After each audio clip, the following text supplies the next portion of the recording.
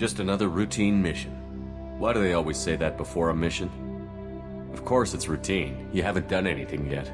It's everything that happens along the way.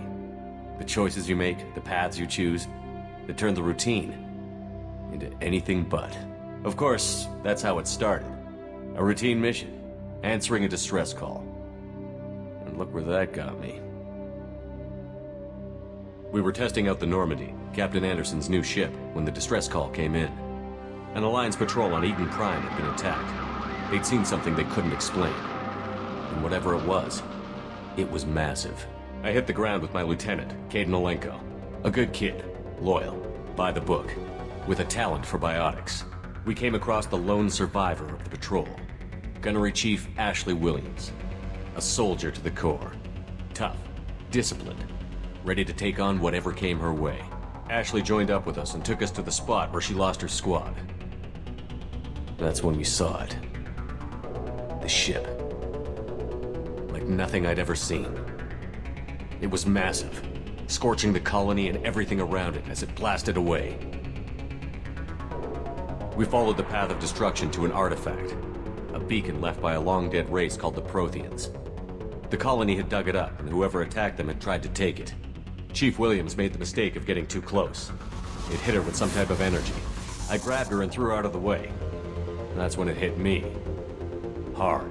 Every muscle in my body went rigid. I couldn't move. Could barely breathe. Everything went black. And then I saw something. A vision. Dream. Nightmare. By the time I woke up, we were halfway to the Citadel on our way to meet the Council. I was expected to explain what I'd seen. Anderson came along. So did Adina, our political representative on the Citadel. With those two heavyweights, it seemed reasonable we could persuade the Council that the ship we'd seen was a potential threat, as was the individual behind the attacks. The main suspect for the Eden Prime massacre was a Turian Spectre named Saren. He'd been seen by one of the survivors from the colony at Eden Prime, and there was some evidence to suggest that the ship was connected to Saren. But even Adina's pointed accusations weren't enough to convince the Council. They just couldn't believe one of their chosen elite Spectres could be guilty of something like that. They needed proof, which meant I needed proof. Fortunately, I wasn't alone in my search. Garrus, another Turian, wanted to help. A top agent for Citadel Security.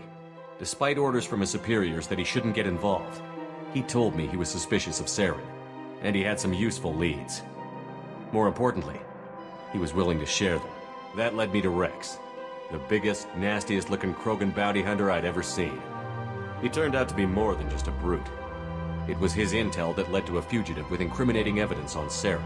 The fugitive turned out to be an energetic little Quarian named Tali. A tech expert with a knack for hacking, she'd procured some information on Saren. Evidence that proved Saren was dirty.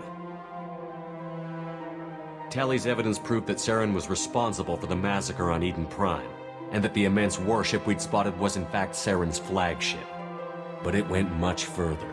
Saren was trying to find a way to bring back a race of sentient machines from dark space. Machines allegedly responsible for cleansing the galaxy of all organic life. These Reapers were blamed for wiping out all life 50,000 years ago, including the Protheans, then disappearing back through the mass relays to dark space, leaving no trace they'd ever been. That explained why Saren was after the beacon, and it made some sense out of my visions. But not much else. We couldn't convince the Council that the Reapers were a threat, but they agreed Saren had to be stopped. They stripped him of his Spectre status and gave me the honor of becoming the first human Spectre. My first task? Bring down Saren. Anderson decided to stay behind, giving up his ship, the Normandy. He told me I would need it more than he would. He also pointed me in a direction. Liara, a Prothean expert, adept in biotics, and maybe most importantly, daughter of Benezia, Saren's top lieutenant. And like most Asari, as beautiful as she is intelligent, and born with a unique ability to meld with other species. Liara was able to help me decipher some of the vision the beacon had given me. Nothing concrete, but it gave me some clues. And a new appreciation for the Asari. Her technique for accessing my vision was unexpected, but not at all unpleasant. Ashley was a little concerned about the connection I shared with Liara. As commander, I knew either relationship had the potential to interfere with the mission.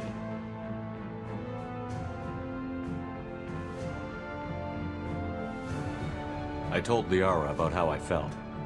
Apparently, she'd felt it too. But we agreed we wouldn't let it get in the way of our mission. Finding Saren. Thanks to Liara's help, we had our next lead. Benezia. Saren had taken her to Novaria, where he'd enslaved a dangerous race of insect-like creatures, the Rachni. He ordered Benezia to use the same technique Liara had used on me to extract information from the Rachni Queen. The Queen's drones were everywhere, and they weren't happy. We had to fight through hundreds of them to get to Benezia. By the time we arrived, Saren was gone. With the information, I tried to reason with Benezia, but Saren had indoctrinated her. He had somehow acquired the ability to control people's actions and wills. Benezia wouldn't surrender, and Liara was forced to watch her mother die in her arms. And I was left with an angry, dangerous Rachni Queen to deal with. She claimed her drones would do no harm if I released her. But the Rachni had terrorized the galaxy before. I couldn't take the chance. I had a mission to do, and an army of angry Rachni would be one more problem I didn't have time to deal with. With Saren's top lieutenant dead, he was quickly running out of time and places to hide. I tracked him down at his base on Vermeer, but we soon learned it was more than a base of operations. It was a breeding ground. Saren was breeding an army of Krogan. He'd found a cure for the genophage, a disease inflicted on the Krogan to prevent them from breeding and taking over the galaxy.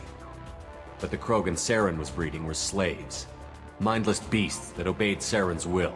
I had to destroy the base, and all its research. Rex disagreed. Violently. Rex wanted the genophage cure for his people. I tried to convince him to help me destroy it, that these Krogan weren't real. But he wouldn't back down. Fortunately, Rex is smarter than he looks. He realized this wasn't the way to help his people, and that Saren was the real threat. When we finally got to the center of the base, I realized just how close Saren was to completing his plan. He was already in communication with the Reapers. Sovereign, Saren's flagship we'd all assumed was just a ship, was a Reaper. It spoke to me, threatened me. I could feel the menace it had for every living thing. It wanted me dead. It wanted us all dead. And I knew it was capable of doing just that. What I couldn't understand was why Saren would help it. But there was no time to think about it. Sovereign knew where we were. We had to destroy the base and get the hell out. I split up my team in 2 squads, sending Ash with one and Kaidan with the other as a distraction. We had a nuke, and we planned to use it. Before we could detonate the bomb, Saren showed up. We fought. I stalled him to make time for my team. And in talking to him, I realized the truth. It wasn't Saren who was indoctrinating everyone. It was Sovereign. The Reaper. And Saren was in deeper than all of them. He tried to convince me he was still in control. Said he found a way to reduce the Reaper's influence, but he was kidding himself. Or believing the lies Sovereign was telling him. Before I could convince him to stop, he ran, leaving me just seconds to extract my squad mates. I tried, but I wasn't fast enough. I could only save one of them.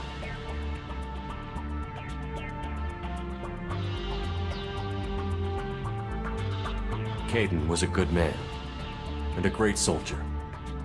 But I had to choose, and I chose Ash. That was the last time Saren would slip away from me. I knew then, the next time we met, one of us would die. With my team mostly intact, we chased Saren and his army to Ilos, a long-lost planet that had once belonged to the Protheans. As we prepared for what we knew would be a desperate fight, I spoke to my crew. We were just one ship, against Saren's growing army. I assured them all that despite the odds, we could defeat him. Liara saw through my words. She knew I was hurting after Kaidan's death. She could sense my doubts. We both knew this mission could be our last. Until that moment, we'd put our feelings aside for the sake of that mission. But why wait? We gave in to each other, and it was perfect. While it lasted. We arrived on Ilos, close behind Saren. Once on the planet, we discovered a Prothean databank that helped me put the final pieces of my vision together. The Reapers had come 50,000 years ago, and every 50,000 years before that, each time purging the galaxy of life. The Protheans had fought and died, like every species before them. But a few survived long enough to leave a parting gift. The Protheans had discovered that the Citadel was the key to controlling the mass relays. By sabotaging the Citadel, they found a way to close the relays to dark space, slowing the Reapers' return, giving us the time we needed to find a solution to stop the Reapers once and for all. Saren knew this. He was leading his army to take control of the Citadel and re-establish the relays to dark space, bringing the waiting Reapers here to destroy us all. We followed him to the Citadel. It was intact, but heavily damaged. He had caught the Council fleets by surprise, and they were only now regrouping. And with Sovereign as his flagship, there was little hope the fleets could counterattack with enough strength to take back the Citadel. But Saren was done running, and I was done chasing him. As the Alliance and Citadel fleets battled Saren's army outside, I cornered the Turian bastard in the Citadel tower and confronted him. He died believing that the Reapers would save him. As I fought to regain control of the Citadel, the Council's flagship, the Destiny Ascension, fell under attack. Despite Saren's death, Sovereign and Saren's army continued to fight. The Council was aboard the Destiny Ascension, and they were requesting assistance. But I knew in order to help them, I would have to put our human Alliance fleet in jeopardy.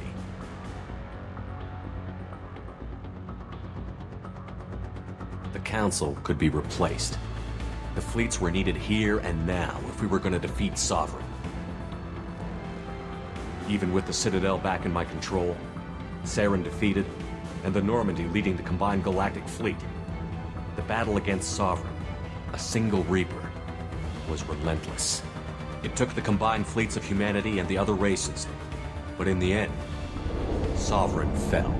But the costs were immense. While humanity's efforts in the war earned us our first seat on the Council, it was a hollow victory. The Reapers were still out there.